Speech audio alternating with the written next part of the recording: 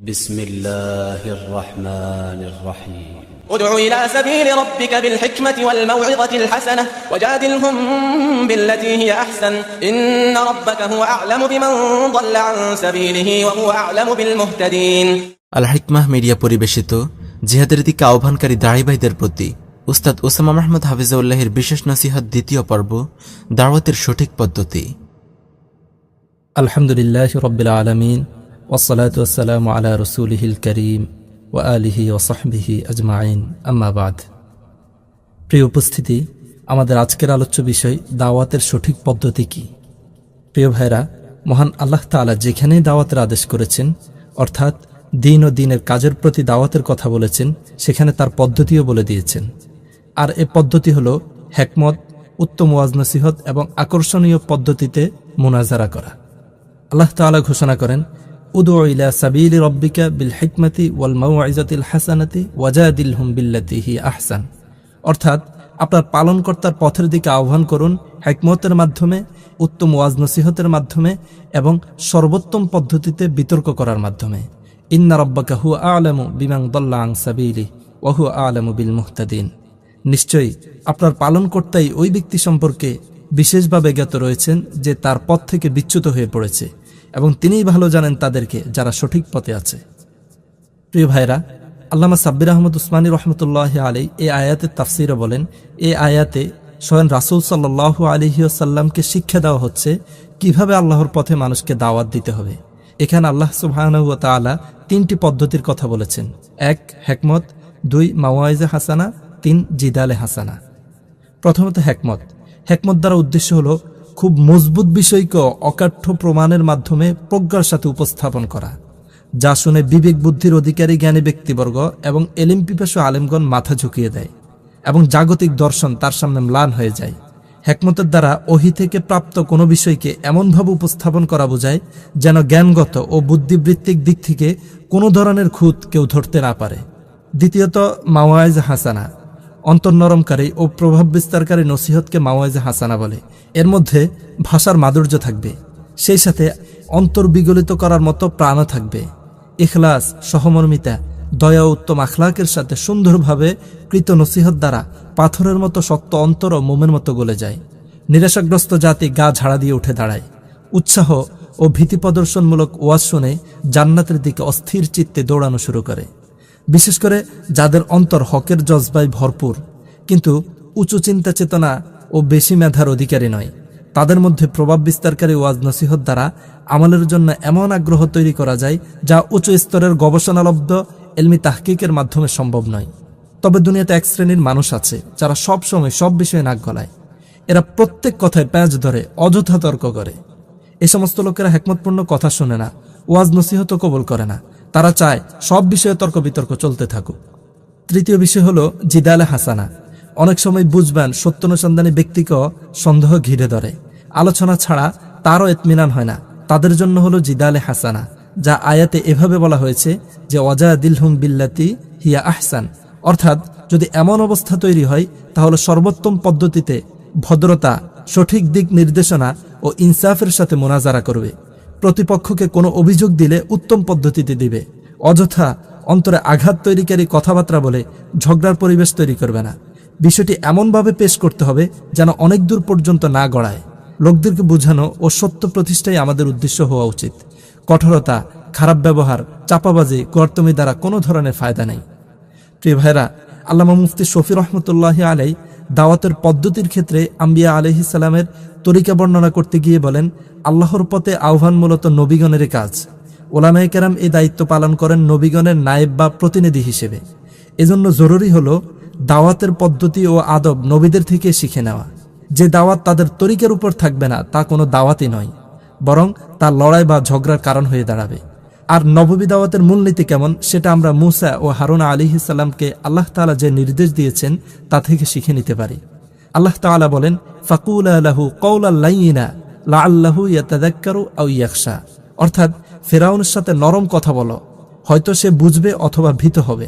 প্রিয় ভাইরা, প্রত্যেক দায়ের সর্বদা এই বিষয়টি মাথায় রাখা উচিত যে ফেরাউনের মতো অহংকারী কাফের, যার মৃত্যুও আল্লাহ তাআলার এলেম অনুযায়ী কুফরি অবস্থায় হবে, তার ক্ষেত্র আল্লাহ তাআলা নিজের দায়ীকে নরম ব্যবহারের উপদেশ দিয়েছেন, নরমভাবে দাওয়াত দিবে। তো বর্তমানে আমরা যাদেরকে দাওয়াত দিই তারা কেউই ফেরাউনের চেয়ে বড় গুমরাহ নয়, আর আমাদের কেউ মুসা ও হারুন আলাইহিস সালামের মতো পথ প্রদর্শকও নয়। তো যেই অধিকার আল্লাহ তাআলা তার 2 নবীকে দেননি, মাদুর সাথে শক্ত ব্যবহার করবে, তাকে অপমান করবে, সে অধিকার আমাদের কোথা থেকে অর্জন হয়ে গেল? প্রিয় ভাইরা, কোরআনে কারিমে নবীগণের দাওয়াত ও তাবলীগ, কাফেরদের সাথে মুনাজারার আলোচনা অনেক আছে। কোথাও দেখা যায় না যে ইসলামের বিরোধিতাকারীদের জবাবে কোন নবীও কখনো শক্ত ভাষা ব্যবহার করেছেন। রাসূল সাল্লাল্লাহু আলাইহি সাল্লাম তো এই বিষয়ে খেয়াল রাখতেন যে মাদুর অপমান যেন না হয়। তাই কাউকে যদি তিনি কোনো ভুল বা অন্যায় কাজে লিপ্ত দেখতেন, রাসূল সাল্লাল্লাহু আলাইহি সাল্লাম তো এই বিষয়ে খেয়াল রাখতেন যেন মাদুর অপমান না হয়ে যায়। তাই কাউকে যদি তিনি কোনো ভুল বা অন্যায় কাজে লিপ্ত হতে দেখতেন, তখন তাকে কিছু না বলে সাধারণ মজলিসে বলতেন, লোকদের কি হলো, তারা কেন এমন এমন করে। এই সাধারণ সম্বোধনে যাকে শোনানোর উদ্দেশ্য সেও শুনত এবং নিজের সংশোধনের ফিকিরে লেগে যেত। আমার প্রিয় ভাইরা, সাধারণত নবীগণের অভ্যাস ছিল শ্রোতাকে লজ্জা থেকে বাঁচানো। তাই অনেক সময় যে কাজ শ্রোতার দ্বারা সংগঠিত হতো তা নিজের দিকে নিষ্পত্তি করে সংশোধনের চেষ্টা করতেন। যেমন সূরা ইয়াসিনের মধ্যে বর্ণিত হয়েছে, আল্লাহ তাআলা বলেন, ওয়ামা আলিয়া লা আ'বুদুল্লাযী ফাতারানী ওয়া ইলাইহি তুরজাউন। আমার কি হলো যিনি আমাকে সৃষ্টি করেছেন, যার কাছে তোমরা প্রত্যাবর্তিত হবে, যার কাছে তোমাদের ফিরে যেতে হবে, আমি তার ইবাদত কেন করব না? প্রিয় ভাইরা, এটা তো জানা কথা যে উল্লেখিত আয়াতে এই দূত অর্থাৎ রাসূল সাল্লাল্লাহু আলাইহি ওয়াসাল্লাম সর্বদা আল্লাহ তাআলার ইবাদতেই লিপ্ত থাকত। শুধু কাফের শ্রোতাকে শোনানোর উদ্দেশ্যে এই কাজকে নিজের দিকে নিসবত করে বলেছেন। দাওয়াতের উদ্দেশ্য শুধু অন্যের সমালোচনা করা নয়, বরং অন্যকে নিজের কাছে ডেকে আনা। এই ডাকা তখন কার্যকর হবে যখন বক্তা শ্রোতা উভয়ের মাঝে কোনো একটি বিষয়ে একাত্মতা থাকবে। এজন্য পবিত্র কোরআনে নবীগণের দাওয়াতের অধিকাংশে ইয়া কওম অর্থাৎ হে আমার সম্প্রদায় শিরোনামে এসেছে। নবীগণ হে আমার সম্প্রদায় এই শব্দের দ্বারা প্রথমে ভ্রাতৃত্বের বন্ধনের কথা উল্লেখ করেছেন, এরপর তাদের সংশোধনের আলোচনা করেছেন যে আমরা তো ভ্রাতৃত্বের দিক থেকে একই জাতের মানুষ, আমাদের মাঝে তো কোনো দূরত্ব নেই। কথা বলেই তাদের সংশোধনের কাজ শুরু করতেন। রাসূল সাল্লাল্লাহু আলাইহি ওয়াসাল্লাম রোমের বাদশার নামে যে চিঠি পাঠিয়েছেন তাতে তাকে আজিমুর রোম তথা রোমের সম্মানিত বাদশাহ উপাধিতে সম্বোধন করেছেন। রাসূল সাল্লাল্লাহু আলাইহি ওয়াসাল্লাম সিরা নিয়ে যদি ফিকির করা হয় তাহলে তালিম ও দাওয়াতের এ ধরনের অনেক আদব ও উসুল পাওয়া যায়। বর্তমানে তো দাওয়াত ও ইসলাহ, আমর বিল মারুফ নাহি আনিল মুনকারের তো কোনো খেয়ালে নাই। আর যারা দাওয়াতের কাজে লিপ্ত আছে তারা শুধু বাহাস, মুনাজারা, তর্ক বিতর্ক, প্রতিপক্ষকে অভিযোগ করা, কথায় আটকানো এবং তাকে অপমান করাকে দাওয়াত বানিয়ে নিয়েছেন, যা সুন্নতের সম্পূর্ণ খেলাফ। যা সুন্নতের খেলাফ হওয়ার কারণে কখনোই প্রভাব বিস্তারকারী ও উপকারী হয় না। তারা মনে করে আমরা ইসলামের অনেক খেদমত করে ফেলেছি, বাস্তবে তারা মানুষকে দূরে সরানোর কারণ হয়ে দাঁড়িয়েছে। প্রিয় ভাইরা, উক্ত আয়াতের তাফসির থেকে জানা যায় যে ইসলামের আসল উদ্দেশ্য হলো আল্লাহ তাআলার দিকে দাওয়াত দেওয়া। আর এই দাওয়াতের মূলনীতি দুইটি, হিকমত এবং মাওয়াইজে হাসানা। তর্ক যদি করতে বাধ্য হয় তাহলে সেটা আহসান তথা উত্তম পন্থায় করার শর্ত সহ জায়েজ বলেছেন, কিন্তু এটি দাওয়াতের কোনো স্বতন্ত্র বিভাগ নয়, বরং এটি দাওয়াতের নীতিবাচক দিকেরই একটি প্রচেষ্টা। এক্ষেত্রে কোরআনে কারিমে বিল্লাতি হিয়া আহসান এই শর্ত লাগিয়ে একথা বলে দিয়েছেন যে দাওয়াত কোমলতার সাথে কল্যাণকামিতা ও সহমর্মিতার আগ্রহ নিয়ে হওয়া উচিত। সেই সাথে শ্রোতার অবস্থা অনুযায়ী স্পষ্ট দলিলের মাধ্যমে হওয়া উচিত। শ্রোতাকে তুচ্ছতাচ্ছিল্য করা থেকে সম্পূর্ণ বেঁচে থাকতে হবে। এরপর দাওয়াত আহসান তথা উত্তম সর্বোত্তম হওয়ার জন্য জরুরি হলো বিষয়টি বক্তার জন্য ক্ষতিকর না হওয়া। অর্থাৎ দাওয়াতের মধ্যে বদ আখলাক, হিংসা, বিদ্বেষ, অহংকার, পদমর্যাদার লোভ ইত্যাদি মিশ্রণ থাকতে পারবে না, যা বাতেনি কবিরা গুনাহ। আর বর্তমানে খুব কম মানুষই আছে যারা বাহাস, মুনাজারার মধ্যে এ সমস্ত খারাপি থেকে বেঁচে থাকতে পারে, অধিকাংশই বেঁচে থাকতে পারে না। ইমাম গাজালি রহমতুল্লাহি আলাইহি বলেন, যেমনিভাবে মদ পান করা সমস্ত খারাপির মূল, নিজের আত্মিক খারাপি এবং বহু শারীরিক খারাপির জন্ম দেয়, তেমনিভাবে তর্ক বিতর্কের মধ্যে যদি উদ্দেশ্য থাকে অপরপক্ষের উপর বিজয় হওয়া, নিজের এলেমকে অন্যের সামনে প্রকাশ করা, তাহলে এটাও অন্তরের জন্য সমস্ত খারাপির মূল। কারণ এর দ্বারা অন্তরে অনেক রোগ সৃষ্টি হয়। হিংসা, বিদ্বেষ, অহংকার, গীবত, অন্যের দোষ তালাশ করা, অন্যের দুঃখে খুশি হওয়া, অন্যের সুখে কষ্ট পাওয়া এবং সত্য গ্রহণে অহংকার প্রদর্শন ইত্যাদি গুনাহের সৃষ্টি হয়। এছাড়াও এ জাতীয় রোগে আক্রান্ত লোকেরা অপর পক্ষের কথায় চিন্তা ফিকির বাদ দিয়ে পাল্টা উত্তর দেওয়ার চেষ্টায় লিপ্ত হয়। তাতে কোরআন হাদিসের যত তাবিলি করা লাগুক না কেন তারা তাই করে বসে। এটা তো এমন এক ধ্বংসাত্মক বিষয় যাতে মর্যাদাবান আলেমরাও লিপ্ত হয়ে পড়ে। এরপর বিষয়টি যখন তাদের অনুসারী পর্যন্ত পৌঁছে তখন তা ঝগড়া ফাসাদ এবং মারামারির রূপ ধারণ করে। ইন্না লিল্লাহি ওয়া ইন্না ইলাইহি রাজিউন। প্রিয় ভাইরা, আল্লাহ তাআলা বলেন, ইন্না রাব্বাকা হুয়া আ'লামু বিমান দাল্লা আন সাবিলিহি ওয়া হুয়া আ'লামু বিল মুহতাদিন। অর্থাৎ নিশ্চয়ই আপনার পালনকর্তাই ওই ব্যক্তি সম্পর্কে বিশেষভাবে জ্ঞাত রয়েছে যে তার পথের থেকে বিচ্যুত হয়ে পড়েছে, এবং তিনিই ভালো জানেন তাদেরকে যারা সঠিক পথে আছে, এবং তিনিই ভালো জানেন তাদের সম্পর্কে যারা সঠিক পথে আছে। ইমাম রাজি রহমতুল্লাহি আলাইহি এই আয়াতের তাফসিরে বলেন, এই আয়াতের উদ্দেশ্য হলো তোমরা শুধু এই 3 তরিকায় দাওয়াত দেওয়ার জন্য আদিষ্ট। মানুষের হেদায়েত দেওয়া তোমাদের কাজ নয়। আল্লাহ তাআলা ভালো জানেন কে গোমরা আর কে হেদায়েত গ্রহণকারী। আমার মতে নফস বা অন্তর সত্তাগতভাবে বিভিন্ন ধরনের হয়। প্রথমত কিছু নফস বা অন্তর যা নূরে পরিপূর্ণ ও পাক পবিত্র, যা বস্তুর দিকে কম ধাবিত হয় আর রুহানিয়াতের দিকে বেশি ধাবিত হয়। আর কিছু অন্তর অন্ধকারে পরিপূর্ণ, যা বস্তুর প্রতি বেশি আগ্রহী আর রুহানিয়াতের দিকে কম। সুতরাং যার অন্তরাত্মা যেমন, সে তার বিপরীতটা খুব কমই গ্রহণ করে। এজন্য আল্লাহ তাআলা বলেন, তোমরা 3 তরিকায় দাওয়াত দাও আর সব মানুষের হেদায়েতের পিছনে পড়ে থেকো না। আল্লাহ তাআলা পথভ্রষ্টদের গোমরাহী এবং পবিত্র অন্তরের পবিত্রতা সম্পর্কে ভালো জানেন। শাইখ আব্দুল্লাহ আজম রহমতুল্লাহি আলাইহি বলেন, আমর বিল মারুফ এবং নাহি আনিল মুনকারের জন্য মানুষের সাথে মহব্বত সৃষ্টিকারী লোকের প্রয়োজন। এমন লোক যার মন বড় এবং জবান পবিত্র। কোনো মুসলমানকে কোনো খারাপ কাজ করতে দেখলে এ কথা বলবে না যে আমি তোমাকে আল্লাহ তাআলার জন্য ঘৃণা করি, কারণ তুমি এই খারাপ কাজ করেছ। প্রিয় ভাইরা, আল্লাহর ওয়াস্তে তোমরা এই পদ্ধতি অবলম্বন করো না, বরং তাকে এভাবে বলো যে আমি তোমাকে আল্লাহর জন্য ভালোবাসি, কিন্তু তোমার অমুক কাজটা খারাপ, তা পরিত্যাগ করা উচিত। প্রিয় ভাইরা, শহীদে উম্মত শাইখ ওসামা বিন লাদেন রহমতুল্লাহি আলাইহি তার একটি চিঠিতে লিখেছেন যে জিহাদি মিডিয়ায় এমন শব্দ, বাক্য, কথা বলা ও লেখা থেকে বিরত থাকতে হবে যা একজন মুসলমানের শানের খেলাফ। যে কোনো মুসলমানের সাথে ঘৃণা, গালিগালাজ, ভাষার ভুল ব্যবহার উচিত নয়। মিডিয়ায় লেখা বা বলার সময় শরঈ নীতিমালার প্রতি লক্ষ্য রাখা জরুরি। এই বিষয়টি দেখতে হবে যে আমাদের এই কথা দ্বারা জিহাদের ফায়দা হবে না ক্ষতি হবে। আপনারা খুব ভালো করেই জানেন যে মুজাহিদিনদের জন্য এই বিষয়টি লক্ষ্য রাখা খুবই জরুরি। আপনারা খুব ভালো করেই জানেন যে মুজাহিদিনদের জন্য বিষয়টির প্রতি লক্ষ্য রাখা অত্যন্ত জরুরি।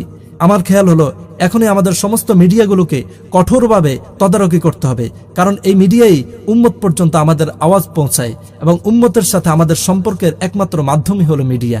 এই মিডিয়াই আমাদেরকে উম্মতের সামনে তুলে ধরে। এজন্য জরুরি হলো আমাদের মিডিয়া উম্মতের বুঝ অনুযায়ী হবে এবং তাদের দুঃখ দুর্দশায় সহানুভূতি জানাবে। তেমনিভাবে আরেকটি বিষয় মিডিয়ার ভাইদের জন্য জরুরি হলো তাদের প্রকাশনাগুলো যেন সাধারণ মানুষকে কেন্দ্র করা হয়। উম্মাহকে অন্ধকারের গভীরতা থেকে বের করে নিয়ে আসার ফিকিরের মধ্যে থাকতে হবে।